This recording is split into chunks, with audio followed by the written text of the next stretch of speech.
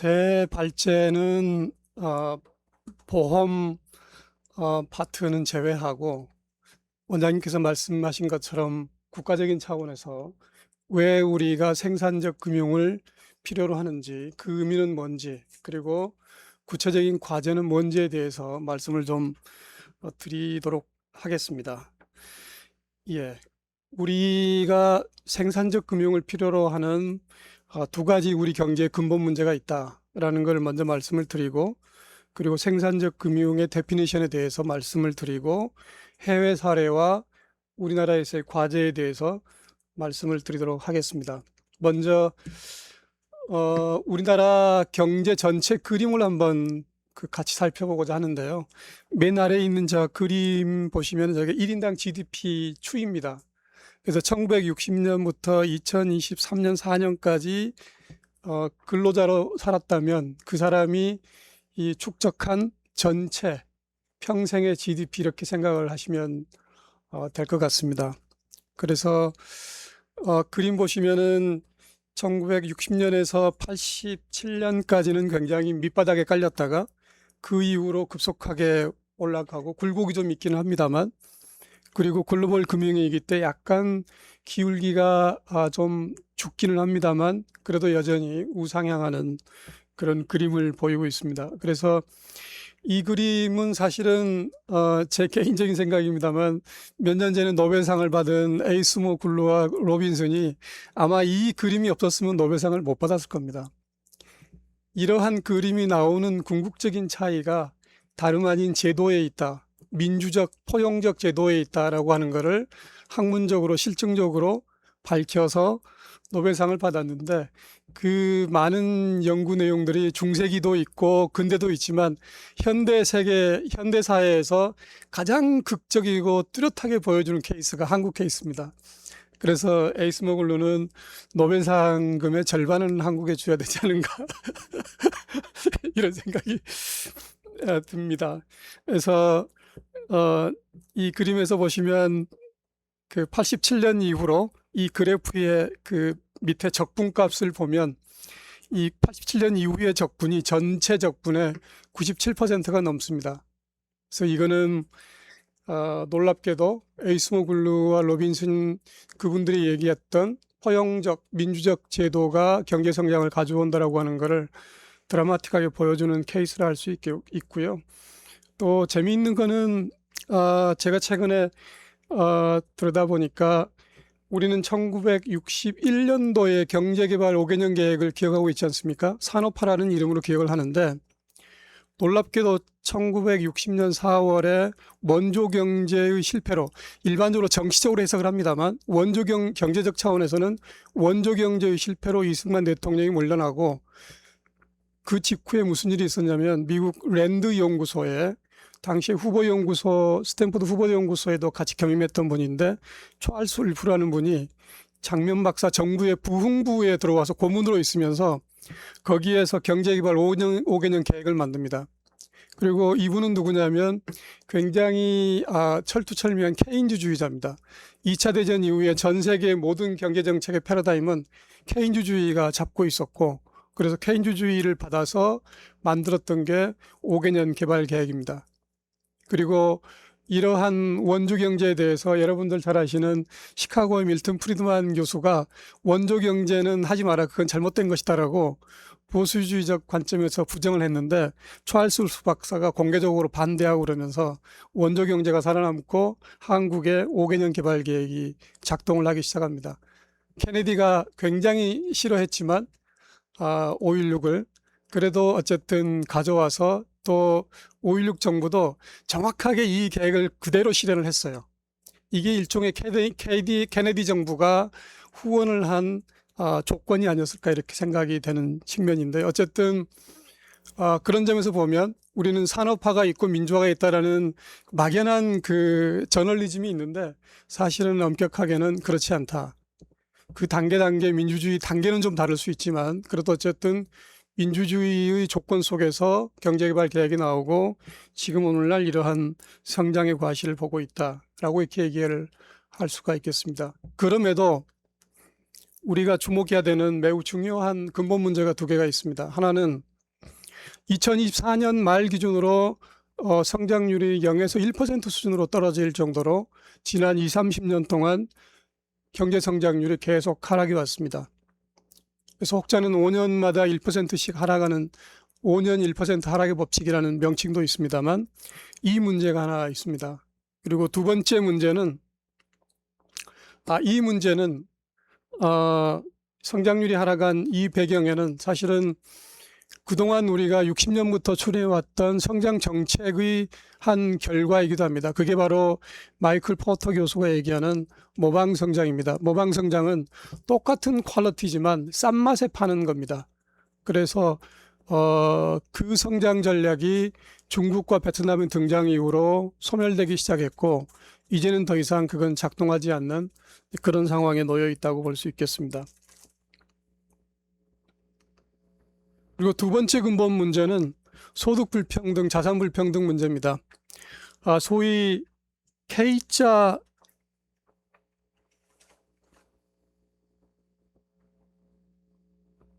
저 왼쪽 그림을 보시면은 빨간색과 노란색이 그 K자로 벌어지지 않습니까? 저게 바로 K자 문제인데요. 상위 10%와 하위 40%의 소득 그 불균형이 저렇듯 심화되고 있다는 거고, 그리고 오른쪽 그림은 위에 있는 거는 소위 자산 불평등입니다. 상위 10%가 전체 자산의 60% 수준을 차지하고 있다는 건데, 이러한 두 가지 근본 문제가 있고 바로 이 두 가지 근본 문제를 해결하고자 하는 것이 국민주권 정부에서 추구하는 경제정책이 되겠습니다. 하나는 근본 문제 1에 대해서는 기술선도 성장이라고 부르는 그러한 성장정책을 추진하는 거고, 근본 문제 2에 대해서는 모두의 성장이라고 불리는 성장정책을 추진하는 거가 되겠습니다. 그리고 공정성장은 두 개의 성장정책의 기본적인 룰이 되는, 인프라가 되는 그러한 측면을 이제 의미하겠습니다. 그리고 이러한 기술선도 성장은 사실은 경제학에서 2차 대전 이후로 끊임없이 발전해온 경제성장 이론의 맥락하고도 매우 일치합니다. 가장 최근에 경제성장으로 노벨상을 받은 분이 이 폴 로머라는 경제학자인데, 이분의 내생적 성장 이론에 의하면은 성장이라고 하는 것은 결국은 기술의 변화, R&D에 의한 지식 자본의 성장, 이것에 의해서 성장이 지속적으로 이루어진다. 기존 성장 이론은 소위 L과 K, 노동과 자본의 문제로 봤지만 이분은 그거보다 앞서서 R&D 투자에 의한 지식 자본의 성장, 그것이 바로 핵심적인 성장의 요인이고, 따라서 기존의 성장 이론들은 일정한 수준이 되면 성장률이 정체한다고 얘기를 하지만 내생적 성장 이론에 의하면 결코 성장이 정체하지 않는다, 지속적으로 성장한다라고 이제 얘기를 해왔고, 바로 국민주권 정부에서 이야기하는 기술선도 성장이라고 하는 것이 바로 맨 아래 수식에서 보시는 것처럼 A로 표시되고 있는 지식 증가율로 표시되고 있는 바로 기술선도 성장이 바로 저 항목이 되겠습니다. 그래서 이 이론에서는 이 이론을 깊게 얘기할 필요는 전혀 없습니다만 두 가지 방정식이 있습니다. 하나는 기존의 성장 이론에서 얘기했던 아래에 있는 자본 축적 방정식이라는 게 있고, 이 이론에서 새롭게 얘기하는 지식 축적 방정식이 있는데, 폴 로머가 노벨상을 받는 것은 맨 위에 있는 저식 하나로 노벨상을 받았다고 생각하시면 됩니다. 저식 하나가 단순해 보이지만 저게 결국 R&D에 의한 지속 성장의 스토리를 명확하게 설명하고 가능한 정책의 패러다임을, 새로운 패러다임의 챕터를 열었다고 하는 큰 의미가 있겠습니다. 그래서 특별히 위에 있는 저 식이 바로 생산적 금융과 관련된 거고, 아래에 있는 식이 이 포용 성장, 포용 금융과 관련된 식이라고 말씀드릴 수가 있겠습니다. 그래서 이런 식으로 성장률을 분해를 해보면 우리 흔히 이제 경제학에서 소위 스테디 스테이트라 해서 균제 성장 상태를 얘기하잖아요. 바로 그 균제 성장 상태에서 성장률을 쪼개보면 생산적 금융과 이제 포용적 금융으로 쪼개는 거고, 바로 저 앞단에 있는 게 기술선도 성장, 뒷단에 있는 포용금융이 바로 모두의 성장과 관련이 있겠습니다. 그래서 말씀드린 것처럼 기술선도 성장에서 가장 중요한 것은 R&D 금융이고, 이게 바로 생산적 금융의 핵심이다라고 얘기를 할 수가 있겠습니다. 바로 여기에서부터 모든 게 시작이 되는 건데요. 예를 들면 실리콘밸리를 예로 들면, 실리콘밸리는 그렇습니다. 실리콘밸리는 철저하게 이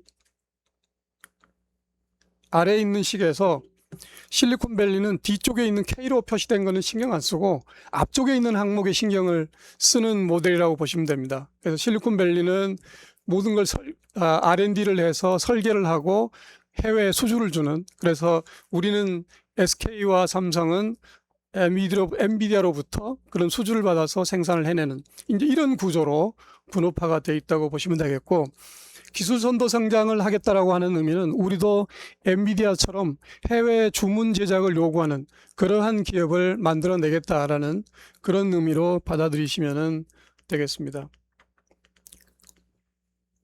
그래서 이 성장의 모델들을 한꺼번에 그림으로 그려보면 간략하게 이와 같이 삼각형으로 표시해 볼 수 있을 텐데요. 맨 아래에 있는 수평으로 깔린 거는, 저거는 이제 공정성장, 전체 국민들, R&D 파워가 0에서부터 1이라고 우리가 스케일을 정하면 0이든 1이든 모두를 대상으로 해서 공정한 경쟁이 이루어질 수 있도록 하는 공정 경쟁의 틀을 만드는 게 공정성장이고, R&D 파워가 가장 높은 기업을 중심으로 해서 수직으로 경제 성장을 치고 올라가는, 칼처럼 치고 올라가는 그 경로가 바로 기술 성장이 되겠고요. 모두의 성장은 R&D 파워의 크기에 무관하게 모두를 다 대상으로 해서 모두를 포용하면서 경제 성장에 기여하도록 하고 소득 불균형, 자산 불균형 해소에 기여하도록 하겠다라고 하는 게 바로 모두의 성장이다, 이렇게 보시면 말씀드릴 수가 있겠습니다. 생산적 금융의 해외 사례에 대해서 간략하게 좀 말씀을 드리고자 하는데요. 생산적 금융의 생태계, 생산적 금융에서 가장 우리가 벤치마킹을 해야 될 사례는 여러분들 너무나 잘 아시는 실리콘밸리입니다. 실리콘밸리에서는 이 생산적 금융 생태계가 매우 명확하게 잘 발전되어 있는데, 제가 생태계라고 표시를 하는 것은 특별하게 어떤 벤처 캐피탈이든 은행이든 특별하게 잘하는 녀석이 하나 있어서 실리콘밸리가 잘하는 게 아니고, 개념 검증, 극초기에서부터 회수 단계인 엑짓에 이르기까지 전체 모든 단계가 체계적으로 잘 구축되어 있다라는 그런 점에서 생태계입니다. 그래서 5번 5번째 생태계는 4번째 스케일업을 필요로 하고, 스케일업 단계는 시리즈 A에서 C를 필요로 하고, 시리즈 A에서 C는 시드를 필요로 하고, 시드는 프리시드를 필요로 합니다. 그리고 이거는 다른 어떤 기업에 비해서 이 혁신 기업들은 극도의 불확실성, 그들이 가지고 있는 아이디어라고 하는 것은 아직 검증도 제대로 되어 있지 않고, 또 이들은 담보도 가지고 있지 않고 이미 성공한 사례도 없기 때문에 완전히 새로운 도전이기 때문에 극도의 불확실성이 있는 거고, 그리고 하루아침에 이루어지는 게 아니라 매우 긴 시간, 짧으면 3년, 5년, 길면 10년, 15년이 걸리는 긴 시간을 필요로 한다는 것, 그리고 극심한 정보 비대칭성에 놓여 있다는 점, 이 사업을 수행하는 자와 금융기관 사이에는 서로 정보에 대한 비대칭성이 너무나 크다는 이런 특징들 때문에 일거의 자금을 한꺼번에 제공하지 않고 이런 식으로 쪼개서 단계마다 쪼개서, 제가 5개로 추계하겠습니다만 9개, 10개의 단계로 세분화되는 긴 아주 그런 단계를 구축을 하고 있습니다. 그래서 어느 단계 하나도 건너뛸 수 없는 그러한 필연적인 단계 설정이 있는 거고, 이것이 되어 있어야만이 소위 이 내생적 성장에서 이 얘기는 R&D 지식자본 투자가 가능해진다, 이렇게 말씀을 드릴 수가 있겠고요. 혁신금융과 관련해서 우리가 가장 중요시해야 될 분이 바로 슈페터입니다. 슈페터가 1911년에 경제발전의 이론이라는 책을 썼는데 많은 분들이 그냥 이거는 실물경제 발전에 관한 전략서다라고 얘기를 하지만 책의 군데군데 들여다보면 금융에 관한 사항들이 있습니다. 그래서 혁신금융의 현대적 뿌리다라고 얘기할 수가 있는데 이들에 의하면 은행은 단순히 예금받아 대출하는 게 아니고 아이디어의 미래 가치를 현재의 구매력으로 전환시켜 주는 거다라는 그러한 데피니션이 있습니다. 바로 이 데피니션에 따라서 벤처 캐피탈과 기관 투자자와 은행과 그리고 R&D M&A와 IPO를 행하는 그러한 단계 설정들이 역할 분담들이 단계적으로 구축되어 있는 거고요. 지식자본 이 투자에서 가장 중요한 개념이 개념 검증입니다.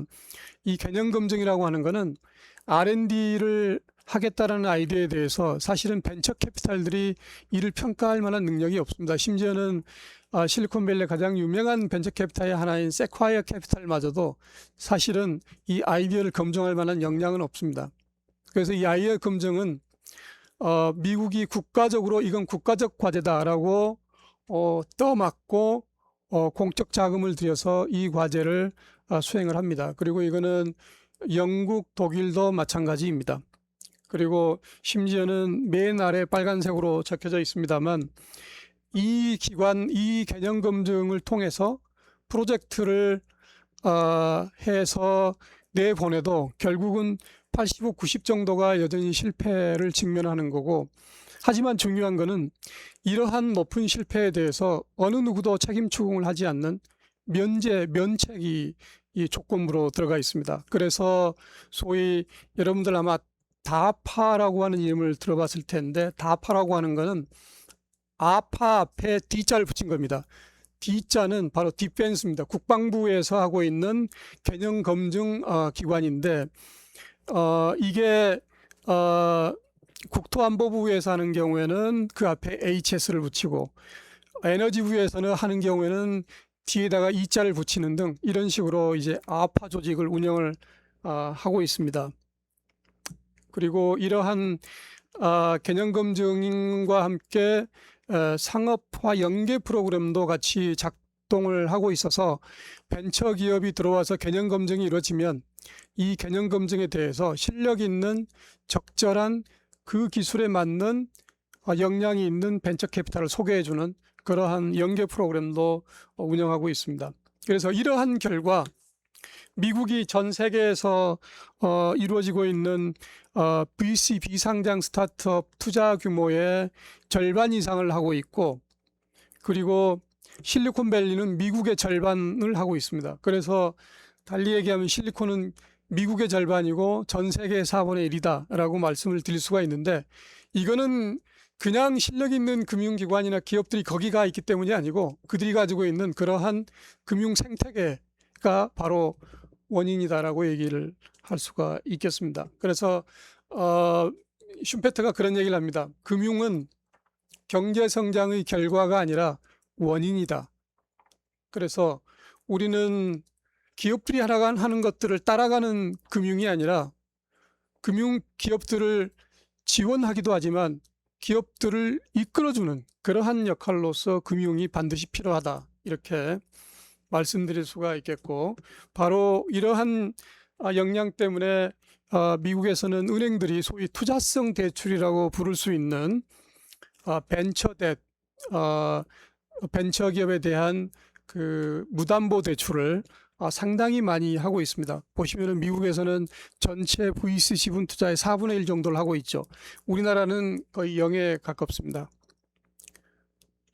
물론 그 이유는 제가 조금 이따 더 설명을 추가적으로 드리겠습니다만, 그래서 우리나라의 전체적인 상황을 한번 간략하게 말씀을 드려보면, 우리는 실리콘밸리에서 하고 있는 국가 지원 개념 검증 기관이 없는 상황이고, 그리고 정보 비대칭성을 해소하기 위한 인프라도 사실은 부재하다. 실리콘밸리에서는 이 벤처기업이 등장을 하면 등장 즉시 바로 주주 등록을 해야 됩니다.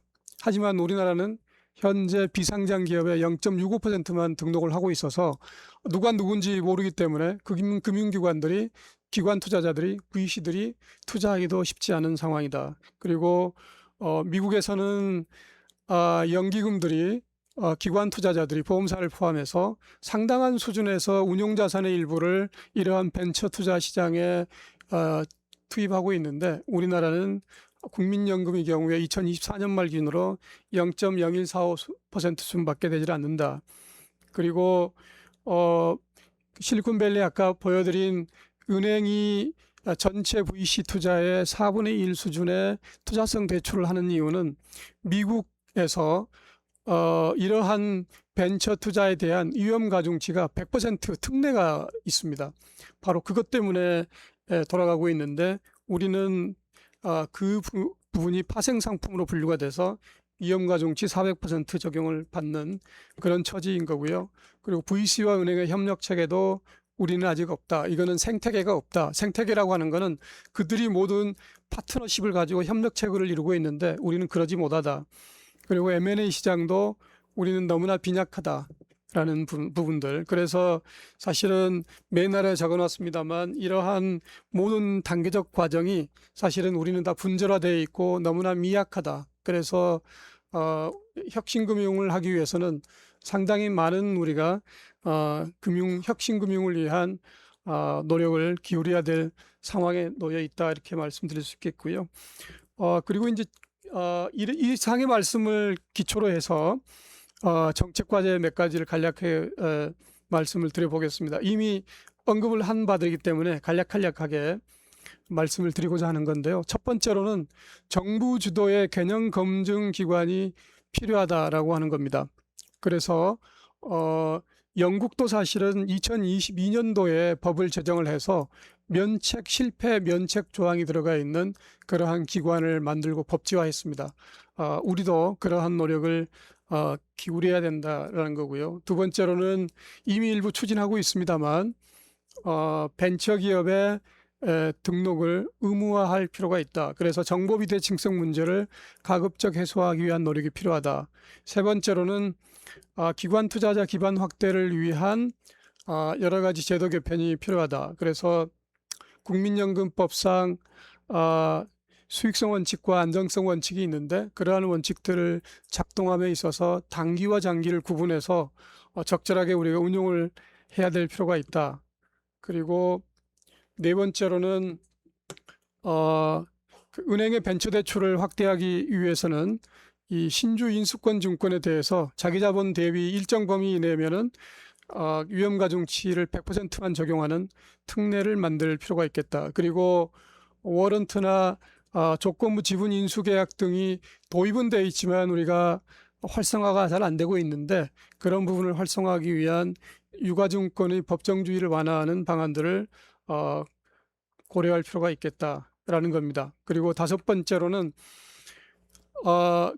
우리나라 그 유수의 금융그룹들이 다들 내부에 그 VC를 가지고 있습니다. 소위 CVC라고 부를 수가 있는데 이 CVC들이 사실은 미국의 금융그룹 산하에 있는 CVC만큼 열심히 하지 못하는 좀 한계가 좀 있습니다. 근데 그러한 한계 중에 하나가 소위 그 CVC가 GP가 되고 외부에 있는 기관 투자자들이 LP가 돼서 커다란 펀드를 만드는 거 아니겠습니까? 그렇게 해서 그거를 벤처 투자 시장에 투여를 하는데 문제는 미국에서는 금융그룹이 이러한 커다란 펀딩을 하더라도 GP로서 활동하는 자기 내부에서 조성한 그 금액에 대해서만 위험가중치 평가 대상이 되는데 우리나라에서는 통으로 다 위험가중치 평가 대상이 됩니다.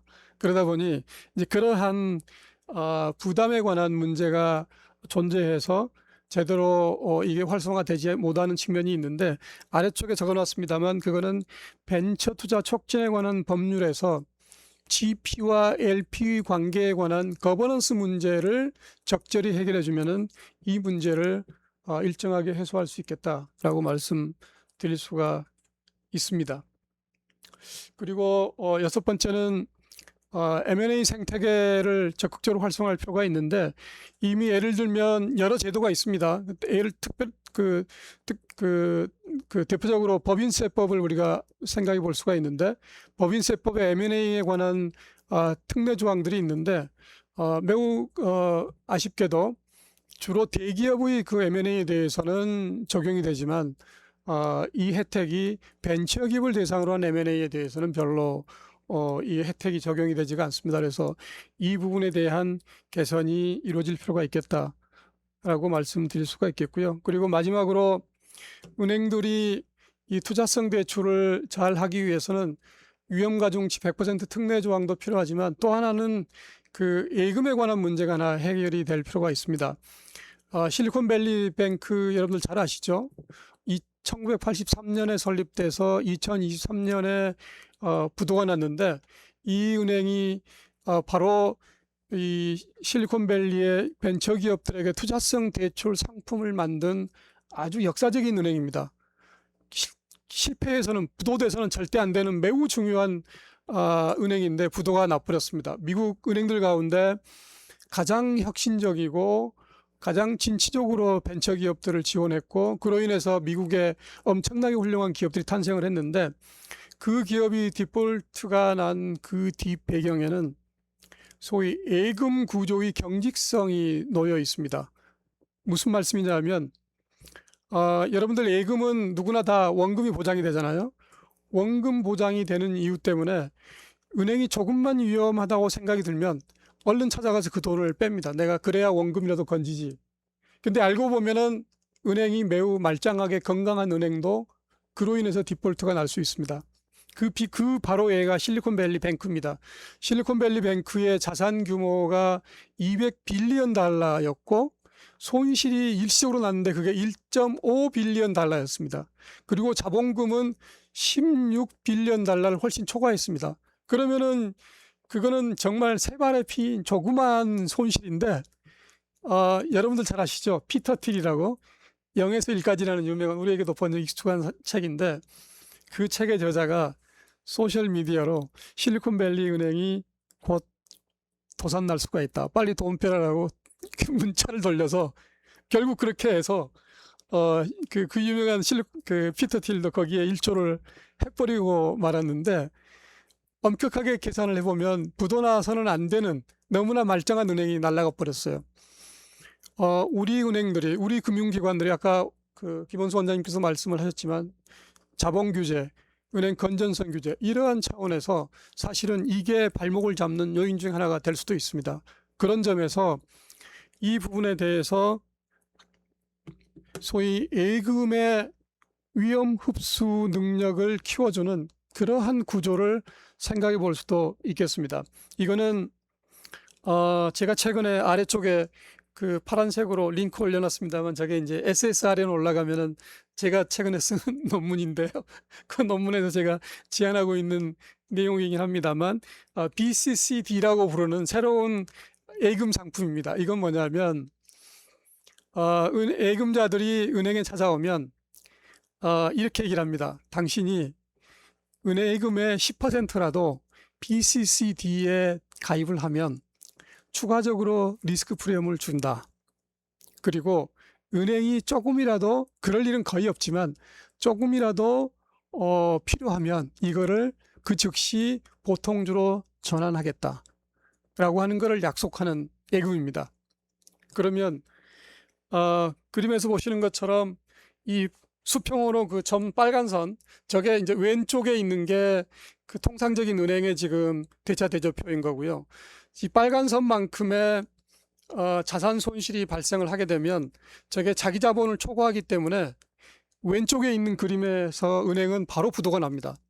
그런데 오른쪽에서는 BCCD라고 하는 새로운 상품이 있기 때문에 저게 그 순간 일부가 자본금으로 보통주로 전환이 돼서 그 손실을 커버를 합니다. 그러면 은행은 디폴트가 나질 않는 거죠. 그래서 우리는, 제가 말씀드리고자 하는 거는, 은행을 포함한 보험 등등의 금융기관들이 보다 적극적으로 생산적 금융에 기여를 하기 위해서는 사실은 이러한 부분까지도 보다 전체 대차대조표의 포괄적인 안전성을 담보할 수 있는 그러한 제도 도입까지도 생각을 해봐야 된다라고 이제 말씀을 드리는 겁니다. 그래서 이상으로 8가지 정도의 이제 저의 그 정책 과제를 쭉 말씀을 드렸는데요. 여기서 제가 빠진 게 이제 2번 경업 금지에 관한 사항입니다. 2번 적의 내용이 뭐냐면 엔비디아를 제가 말씀을 드리겠습니다. 엔비디아 젠슨 황이 대기업인 그 LSI에 근무를 했었습니다. 거기서 상무이사를 하다가 이제 나와서 그 썬마이크로 시스템과 IBM에 있는 친구들과 3명이 창업을 했습니다. 1993년에 창업을 하는데 그때 이 3명의 아이디어를 가지고 창업을 하는데 그 LSI CEO가 그 실리콘밸리의 가장 유명한 벤처 캐피탈인 세콰이어 캐피탈에게 젠순황 이 팀을 추천을 합니다. 이네들 정말 훌륭한 애들이야. 이 아이디어 성공할 수 있어. 지원 좀 해봐. 그래 가지고 세콰이어 캐피탈에서 막대하게 지원을 합니다. 그게 성공의 출발입니다. 이게 우리나라에서는 작동할까요? 안 할까요? 안 합니다. 안 하는 이유가 상법상 경업 금지가 있습니다. 그래서 대기업에서 근무를 해서 특히 임직원으로 있다가 나와서 하는 경우에는 그거는 소송 대상이 됩니다. 그것 때문에 우리는 저게 작동이 안 됩니다. 그래서 K-엔비디아를 위해서는 손봐야 될 대목 중에 하나라고 말씀드릴 수가 있겠습니다. 그리고 또 하나는 4번의 마지막에 있는 경영판단 원칙이라는 개념인데요. 금융기관이든 은행, 보험, 그리고 국민연금 이러한 기관 투자자들의 그 투자를 독려하기 위해서는 사실은 경영판단의 원칙이 일정 부분 적용될 필요가 있겠습니다. 경영판단의 원칙은 여러분들 다 아실 테니까 따로 설명은 생략하도록 하겠습니다. 이상으로 마치도록 하겠습니다. 고맙습니다.